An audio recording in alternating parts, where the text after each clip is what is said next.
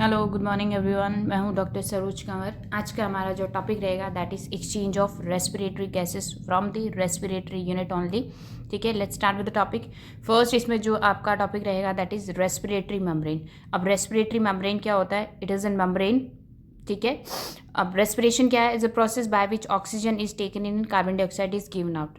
Air को हम लोग इनहेल करेंगे, उसमें से ऑक्सीजन को एब्जॉर्प्शन होगा, फिर आगे फर्दर ब्लड में जाके वो ऑक्सीडेशन ऑफ फूड, ठीक है, वहाँ पे एनर्जी रिलीज होगी, फिर CO2 का प्रोडक्शन होगा, जो वेस्ट प्रोडक्ट है उसको हम लोग क्या करते हैं, एक्सपेल करते हैं, बाहर दे देते हैं। ठीक है, तो respiration is a process by which oxygen is taken in, carbon dioxide is given out. ठीक है, एक वेस्ट प्रोडक्ट है। और दूसरा क्या है इसमें? Lungs are the organs of respiratory system. ठीक है, मेन क्या है जो रेस्पिरेटरी सिस्टम जो है आपका, उसके अंदर मेन जो ऑर्गन है दैट इज या lungs. Fine. Exchange of gases take place between blood in the alveoli through the respiratory membrane. अब यहाँ पे क्या होता है कि पहले हम लोग एयर को क्या करते हैं, बाहर एटमॉस्फेयर से अंदर लेके जाते हैं टू द एल्वेलाई। फिर एल्वेलाई के थ्रू क्या होता है, फिर आगे फर्दर जो प्रोसेस होता है दैट इज़ ब्लड। फिर ब्लड से कहाँ जाता है आपका ऑक्सीजन, कहाँ जाता है आपका टिश्यूज़ में जाता है। तो ये 1 बाय 1 करके स्टेप होता है कि बाहर की जो एटमॉस्फेरिक एयर है उसमें से हमने इनहेल करा, एल्वेलाई तक गया एयर, ठीक है, उसमें से O2 का एब्जॉर्प्शन हुआ थ्रू द ब्लड। और ब्लड के थ्रू क्या होता है, ब्लड पूरी बॉडी में सर्कुलेट करता है O2 को, और फॉर ईच एंड एवरी जो टिश्यू है आपका, each and every cell of the body वहाँ पे जाके उसको लेगा। ठीक है, फिर वो ऑक्सीडेशन ऑफ फूड करेगा, फिर CO2 को बाहर लेके आएगा। तो इस तरह से 1 बाय 1 करके क्या है, हमारा जो बाहर का एटमॉस्फेरिक एयर है उसका स्टेप बाय स्टेप आपका एब्जॉर्प्शन है, ऑक्सीजन का एब्जॉर्प्शन रहता है। ठीक है, अब रेस्पिरेटरी मेम्ब्रेन क्या, फर्स्ट जो जहाँ पे एक्सचेंज ऑफ गैसेस रहेगा दैट इज क्या है आपका रेस्पिरेटरी मेम्ब्रेन। रेस्पिरेटरी मेम्ब्रेन क्या है? Form by the epithelium of the respiratory unit. ठीक है, जो एल्वेलाई है हमारा उसका क्या है, एपिथेलियम, उसका जो लेयर है epithelium of respiratory unit, alveoli का लेयर रहेगा। और अपोजिट साइड में क्या रहेगा आपका, एंडोथेलियम ऑफ पल्मोनरी कैपिलरी। वहाँ पे क्या रहेगा, अपोजिट साइड में क्या रहेगा आपका, ब्लड का जो कैपिलरीज है वो वहाँ पे प्रेजेंट होगी। इन्हीं दोनों के बीच में क्या होता है, एक्सचेंज ऑफ गैसेस, O2 का लेना, CO2 को बाहर एक्सपेल करना। तो इस तरह से क्या है, रेस्पिरेटरी मेम्ब्रेन फर्स्ट स्टेप है जहाँ पे exchange of gases take place होता है। फाइन। नेक्स्ट हमारा आता है दैट इज़, यहाँ पे देखेंगे कि रेस्पिरेटरी जो मेम्ब्रेन है इसके कौन कौन से पार्ट है। ये जो आपका रहेगा दैट इज़ आपका ब्लड वाला पार्ट है। फाइन। यहाँ पे कैपिलरी एंडोथेलियम है, यहाँ पे बीच में स्पेस रहेगा, इंटरस्टिशियल स्पेस। फिर यहाँ पे अपोजिट साइड में क्या रहेगा, ये आपका आपका एल्वेलाई वाला पार्ट आ जाएगा यहाँ पे। ठीक है, तो ये जो आपका कैपिलरी एंडोथेलियम और एल्वेओलर एपिथेलियम है, इसके बीच में जो स्पेस रहता है दैट इज इंटरस्टिशियल स्पेस। इसके अंदर ही क्या होता है, एक्सचेंज ऑफ गैसेस का एक्सचेंज होता है, O2 एंड CO2 का। फाइन। अब लेयर्स ऑफ रेस्पिरेटरी मेम्ब्रेन, ये जो रेस्पिरेटरी मेम्ब्रेन बना है कि एंडोथेलियम ऑफ द कैपिलरीज, फिर एल्वेओलर एपिथेलियम वगैरह, तो इसमें क्या रहेगा, फर्स्ट आपका रहेगा फ्रॉम आउटसाइड, ये रहा capillary endothelium, basement membrane, interstitial space, फिर एल्वेओलर एपिथेलियम, फिर फ्लूइड लेयर, फिर सरफेक्टेंट। ये इस तरह से क्या है, वन स्टेप बाय स्टेप करके एक पूरा रेस्पिरेटरी मेम्ब्रेन का ये सारे स्ट्रक्चर्स क्या करते हैं, रेस्पिरेटरी मेम्ब्रेन का फॉर्मेशन रहता है। फाइन। नेक्स्ट है कि भाई जो रेस्पिरेटरी मेम्ब्रेन है उसका थिकनेस क्या रहेगा, respiratory membrane is very thin and average of 0.6 micron उसका थिकनेस रहता है। फाइन। और टोटल सरफेस एरिया क्या रेस्पिरेटरी मेम्ब्रेन का in each lung is 70 square metre है। कितना रहेगा, एक लंग के अंदर आपका 70 स्क्वायर मीटर रहता है सरफेस एरिया, और उसका थिकनेस कितना रहता है, 0.6 माइक्रोन है। रेस्पिरेटरी मेम्ब्रेन है जहाँ पे O2 एंड CO2 का फर्स्ट स्टेप होता है, जहाँ पे एक्सचेंज ऑफ गैसेस आपका रहता है। Fine. Exchange of respiratory gases, अब उसमें क्या नेक्स्ट हमारा रहता है कि भाई जो एक्सचेंज ऑफ रेस्पिरेटरी गैसेस होता है वो किस तरह से एक्सचेंज होता है, क्या कौन कौन से वहाँ पे मेजर स्टेप्स होते हैं, कौन कौन से प्रेशर्स होते हैं, कौन कौन से लॉज वहाँ पे अप्लाई करते हैं, पहले हम इसको देखेंगे। Exchange of respiratory gases take place between the alveoli and of lungs and the blood. पहला स्टेप हमारा यही था कि एटमॉस्फेरिक एयर से जो आपका एयर है वो कहाँ तक जाएगा, respiratory unit that is alveoli of the lungs, ठीक है, वहाँ जाएगा। उसके बाद में कहाँ जाएगा, वो ब्लड के अंदर जाएगा। फाइन। नेक्स्ट आता है आपका दैट इज कि भाई oxygen enters the blood from the alveoli. Fine. Carbon dioxide is expelled from the blood into the alveoli. Clear है। Exchange occurs through the bulk flow diffusion, this is the most important, that is bulk flow diffusion. ये जो bulk flow diffusion है इसके through ही आपका O2 and CO2 का क्या होता है, एक डिफ्यूजन होता है, एक लेयर से दूसरी लेयर, दूसरी साइड में वो जाते हैं। ठीक है। Bulk flow is the movement of large quantity of substance from the region of high pressure to the region of low pressure. This is very important point again कि भाई जो बल्क फ्लो लो है ये क्या करता है, बल्क फ्लो डिफ्यूजन जो है is a movement of large quantity of substance, ठीक है, from the region of high pressure to the region of low pressure. मतलब जो जिस साइड में हाई प्रेशर रहेगा वो कहाँ जाएगा, आपका लो प्रेशर की तरफ जाएगा। अगर O2 का टू टाइप्स, मतलब यहाँ पे टू बाउंड्रीज है, ठीक है, एक साइड में एल्वेलाई है, एक साइड में ब्लड है। अब दोनों जो बाउंड्रीज है आपकी, दोनों जो मेम्ब्रेन्स है, उसमें जिस सब्सटेंस का प्रेशर बहुत ज़्यादा रहेगा वो क्या करेगा, वो लो प्रेशर की साइड में जाएगा। एक साइड में हाई प्रेशर रहेगा, एक साइड में लो प्रेशर रहेगा, तो उसका मूवमेंट बहुत ईजी वे में हो जाता है। Quantity, large quantity of substance from region of high pressure to the region of low pressure. For example जो एल्वेलाई है उसके अंदर O2 का कंटेंट बहुत ज़्यादा है, जो ब्लड है उसके अंदर O2 का कंटेंट बहुत लो है, प्रेशर कम है, तो क्या होगा, O2 बहुत ईजी वे में डिफ्यूज़ हो जाएगा ब्लड के अंदर, बिकॉज वहाँ पे क्या, उसका प्रेशर कम है। इन केस आपका जो ब्लड है उसके अंदर CO2 का प्रेशर बहुत ज़्यादा होता है, एल्वेलाई का प्रेशर क्या होता है, CO2 का कंटेंट जो है उसमें कम होता है, तो CO2 बहुत ईजी वे में डिफ्यूज हो जाएगा from blood to the alveoli because of the difference in the pressure. उनके दोनों लेयर्स के बीच में क्या है, वहाँ पे प्रेशर डिफरेंस है। Fine, it is due to the pressure gradient of substance across the cell membrane. जो सेल मेम्ब्रेन है आपकी, एंडोथीलियम और एपिथीलियम जो है आपकी, वहाँ पे ये जो सब्सटेंसेज है O2 एंड CO2 जो गैसेस है, इनका क्या प्रेशर ग्रेडियंट्स ही मेजर करता है। जहाँ पे प्रेशर हाई होगा वो प्रेशर कौन सी साइड में जाएगा, लो प्रेशर की तरफ, बहुत ईजी वे में, बहुत ही ईजी तरीके से डिफ्यूजन वहाँ पे हो जाता है। तो ये सबसे इंपॉर्टेंट पॉइंट है कि due to the pressure gradient of substance across the cell membrane, यहाँ पे प्रेशर डिफरेंस ही आता है। बिकॉज क्या होगा, बल्क फ्लो जो डिफ्यूजन है आपका, ये स्टेटमेंट देता है कि हाई प्रेशर से लो प्रेशर की तरफ हमेशा सब्सटेंस क्या करता है, मूव करता है। क्लियर है। नेक्स्ट आपका आता है दैट इज डिफ्यूजिंग कैपेसिटी। और डिफ्यूजन कैपेसिटी क्या होती है, it is a volume of gas, ठीक है, it is a volume of gas that diffuses through the respiratory membrane each minute for a pressure gradient of 1 mmHg। ये क्या है, diffusing capacity को हम इस तरह से डिफाइन कर सकते हैं कि भाई क्या है, वॉल्यूम ऑफ गैस कितना है, volume of gas that diffuses through the respiratory membrane, ठीक है, गैस है, एल्वेलाई से आपका इधर ब्लड की तरफ आता है, तो volume of gas that diffuses through the respiratory membrane each minute, कितना टाइम है, each minute with the pressure gradient of 1 mmHg। उतना वॉल्यूम ऑफ गैस, ठीक है, डिफ्यूज करता है रेस्पिरेटरी मेम्ब्रेन के through in 1 minute with the pressure of 1 mmHg, that is defined as a diffusing capacity। उसको हम लोग क्या बोलते हैं, डिफ्यूजिंग कैपेसिटी बोलते हैं।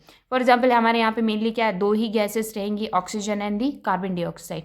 डिफ्यूजिंग कैपेसिटी ऑफ ऑक्सीजन कितना है, 21 ml पर मिनट पर आपका 1 mmHg। Diffusing capacity of carbon dioxide क्या है, 400 ml पर मिनट पर 1 mmHg, ठीक है। तो diffusing capacity of carbon dioxide is much greater than the oxygen, ठीक है। तो CO2 क्या करेगा, CO2 बहुत ईजी वे में डिफ्यूज़ हो जाता है, बिकॉज क्या, उसका जो डिफ्यूजिंग कैपेसिटी है ब्लड और एल्वेलाई के बीच में अगर वहाँ पे एक्सचेंज होता है तो CO2 बहुत ईजी वे में एल्वेलाई में एंटर कर जाता है, बिकॉज उसका जो कैपेसिटी है, डिफ्यूजन का जो प्रेशर है, ठीक है, वॉल्यूम है, वो सारा क्या रहता है, ऑक्सीजन से बहुत ज़्यादा क्या रहता है, ग्रेटर रहता है।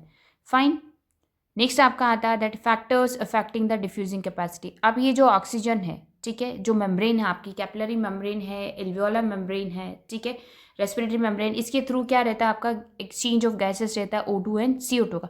तो कौन कौन से इस तरह के फैक्टर्स है जो वहाँ पे वेरी करवाते हैं डिफ्यूजिंग कैपेसिटी को, कि भाई वो ज़्यादा होगा या फिर कम होगा, उसका स्पीड कम होगा, उसका वॉल्यूम कम होगा, या प्रेशर ज़्यादा होगा, या फिर मॉलिकुलर वेट जो है आपका सब्सटेंस गैसेस का वो कितना रहेगा। तो ये सारे डिफरेंट डिफरेंट फैक्टर्स है जो वहाँ पे इफेक्ट करेंगे एक्सचेंज ऑफ गैसेस को। फाइन, फर्स्ट हमारा रहता है दैट इज आपका प्रेशर ग्रेडियंट। फाइन, ये तो हमने अभी जैसे देखा ही था, diffusing capacity directly proportional to the pressure gradient. मतलब अगर प्रेशर ज़्यादा है, pressure gradient is a difference between the partial pressure of the gas in the alveoli and the pulmonary capillary blood.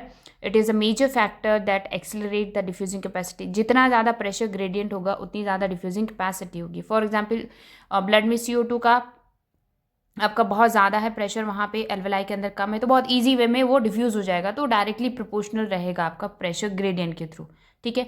Second आपका आता है that is solubility of gas in the fluid medium, कि भाई जो आपका जो फ्लूइड है, ठीक है, वो उसमें जो गैसेस का जो सॉल्युबिलिटी है ब्लड के अंदर है या फिर एल्वियोलर में जो फ्लूइड होता है उसके अंदर है, वो क्या रहता है, वो डिपेंड करता है कि जितना ज़्यादा गैस आपका उस मीडियम के अंदर फ्लूइड के अंदर आपका क्या रहेगा, सोल्यूबल रहेगा, उतना ही ज़्यादा डिफ्यूजिंग कैपेसिटी, डिफ्यूजन क्या रहता है, बहुत ही ईजी रहता है।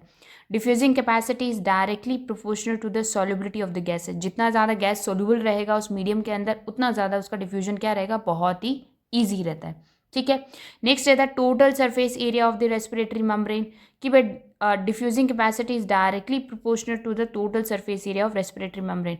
जो आपका टोटल सरफेस एरिया, जितना total surface area respiratory membrane का रहेगा, ठीक है, जितना ज़्यादा उसका एरिया रहेगा उतना ज़्यादा क्या रहेगा, डिफ्यूजिंग कैपेसिटी, मतलब गैस बहुत ईजी वे में वहाँ पे डिफ्यूज़ हो जाएगा। तो ये यार ये कुछ फैक्टर्स थे।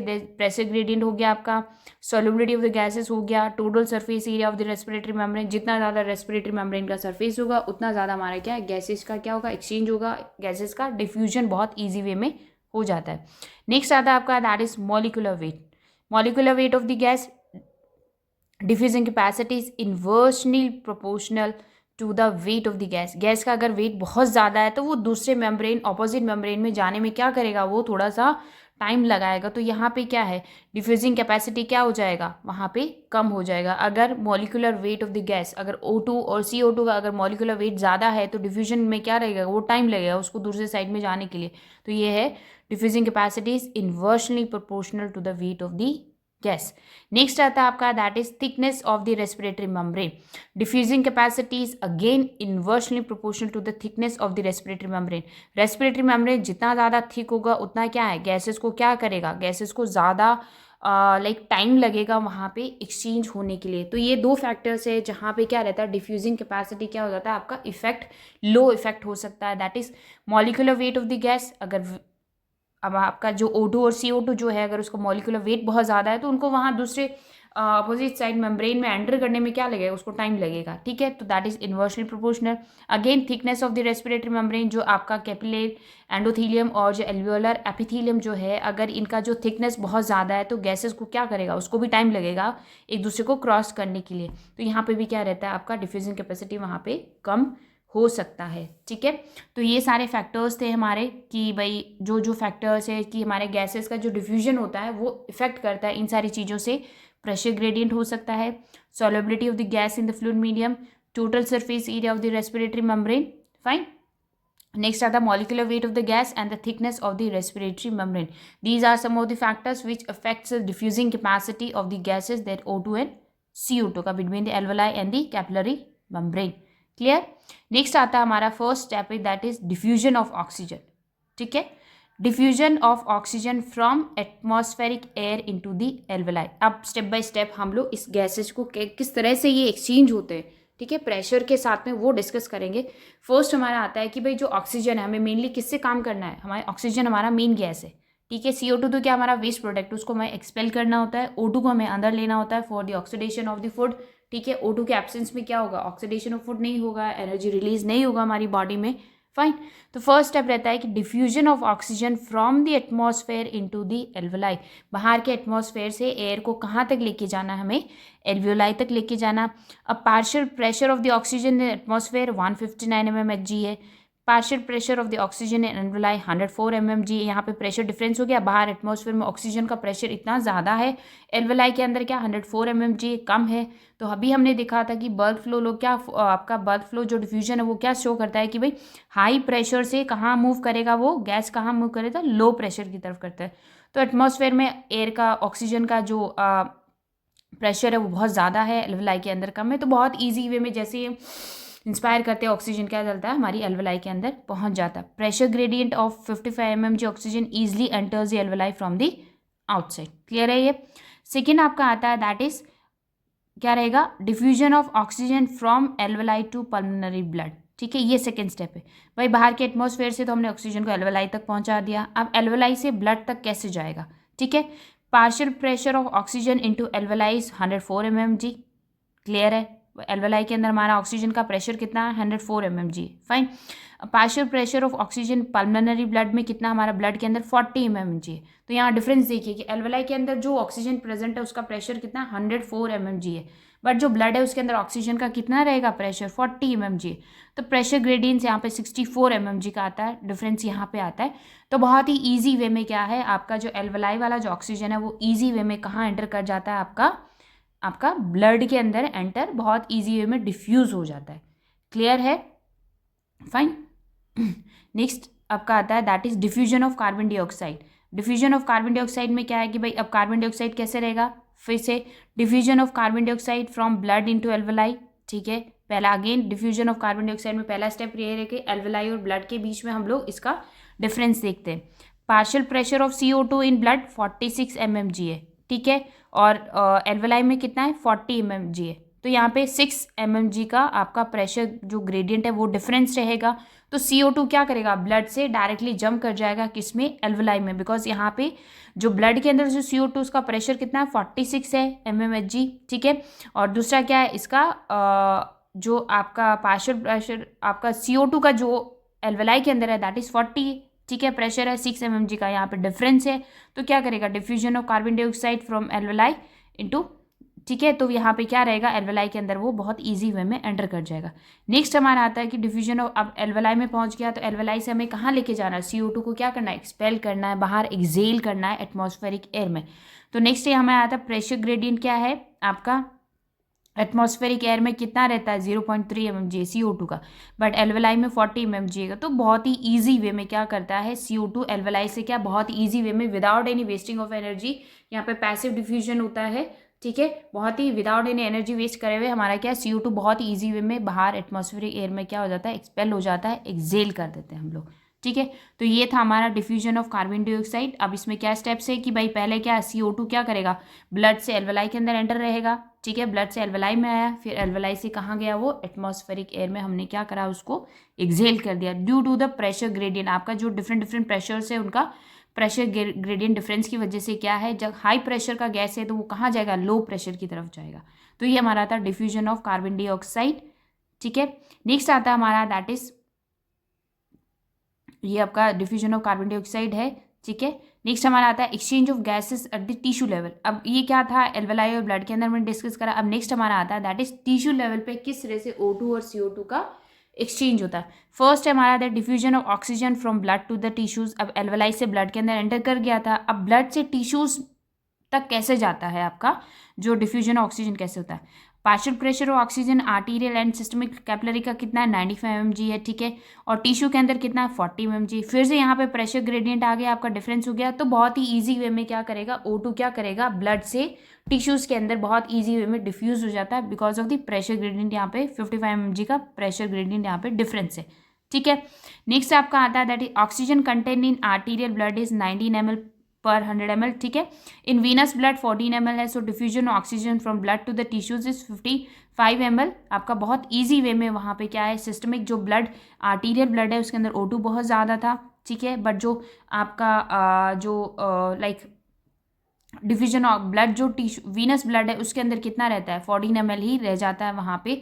तो यहाँ पे बहुत ईजी वे में क्या है आपका ऑक्सीजन यहाँ पे क्या रहता है आपका डिफ्यूज हो जाता है। क्लियर है, यहाँ पे देखिए इसके अंदर कितना है जो आपका आर्टीरियल ब्लड है। ठीक है, 95 mmg है आपका, यहाँ पे O2 का कंटेंट 19 है यहाँ पे। क्लियर है, अब यहाँ पे वीनस ब्लड में कितना है 40 है और O2 कंटेंट कितना इतना है। तो ये डिफरेंस होने की वजह से क्या O2 यहाँ पे जो टिश्यूज़ का जो प्रेशर है O2 का 40 mmg है, तो यहाँ से ब्लड लेके जाएगा उसको और यहाँ से इतना O2 यहाँ पे क्या हो जाएगा, एब्जॉर्ब हो जाएगा टिश्यूज़ के अंदर। तो टिश्यू से क्या रहेगा, अब ऑब्वियसली क्या है O2 का प्रेशर जो आर्टीरियल ब्लड है उसके अंदर बहुत ज़्यादा है, वो टिश्यू में बहुत ईजी वे में एंटर कर जाएगा वो।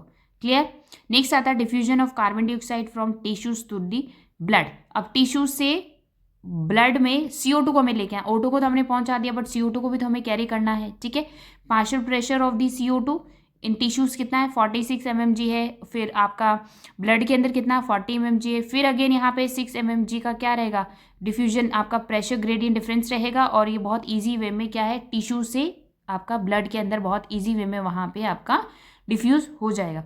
Carbon dioxide contain in arterial blood 48 mm ठीक है ml है आपका, और वीनस में 52 है। Fine, so diffusion of carbon dioxide from tissue to the blood is 4 ml 100 ml of the blood. बहुत ईजी वे में क्या है, टिश्यूज से क्या निकलेगा, आपका CO2 बहुत ईजी वे में आपका ब्लड के अंदर एंटर हो जाएगा because of the pressure gradient and the आपका जो वॉल्यूम ऑफ ब्लड है, CO2 का जो है आपका वॉल्यूम जो है वो वहाँ पे दोनों ही क्या करेंगे, फैक्टर्स वहाँ पे मैटर करते हैं। क्लियर। अब यहाँ पे हम लोग देखेंगे कि CO2 कंटेंट कितना है, टिश्यूज में 46 है, यहाँ पे आर्टीरियल ब्लड में कितना है, 40 है यहाँ पे। फाइन। तो बहुत इजी वे में क्या रहेगा, आपका CO2 क्या आ जाएगा, ब्लड के अंदर एंटर हो जाएगा यहाँ पे because of the pressure gradient. Fine. Next आता है आपका respiratory exchange ratio. Next topic क्या है हमारा, अभी हमने देखा कि किस तरह से एटमॉस्फेरिक एयर से O2 एल्वेलाई तक जाता है, एल्वेलाई से ब्लड तक जाता है, फिर ब्लड से टिश्यूज तक आता है। अगेन CO2 क्या करता है, टिश्यूज से ब्लड में जाएगा, ब्लड से एल्वेलाई पे जाएगा, और फिर CO2 क्या होता है हमारा, हम इसको क्या करते हैं, एक्सहेल कर देते हैं, एक्सपेल कर देते हैं। नेक्स्ट आता है रेस्पिरेटरी एक्सचेंज रेशियो, कि भाई जो हमारा O2 को कितना हमने टिश्यूज ने कंज्यूम करा और CO2 का प्रोडक्शन कितना करा। जब O2 को हमने कंज्यूम कर लिया उसके बाद ही तो हमारा CO2 का प्रोडक्शन हुआ। ठीक है, वेस्ट प्रोडक्ट के फॉर्म में जब ऑक्सीडेशन ऑफ फूड हुआ, एनर्जी रिलीज हुई, तो CO2 क्या है, वेस्ट प्रोडक्ट के फॉर्म में गैस का प्रोडक्शन हुआ। तो रेस्पिरेटरी एक्सचेंज रेशियो क्या है, respiratory exchange ratio is the ratio between the net output of carbon dioxide, ठीक है, net output of the carbon dioxide from the tissues to the net uptake of oxygen by the tissues. ठीक है, एक क्या है, इस तरह का एक रेशियो है, किसका है, CO2 की, भाई टिश्यूज के अंदर कितना CO2 प्रोड्यूस हुआ है और कितना उन्हें O2 को उन्होंने इनटेक करा था और फिर CO2 का प्रोडक्शन करा। ठीक है, आपका CO2 output and the O2 Uptake. ठीक है, CO2 कितना प्रोड्यूस हुआ और O2 उन्होंने कितना यूज करा, that is known as respiratory exchange ratio. Fine.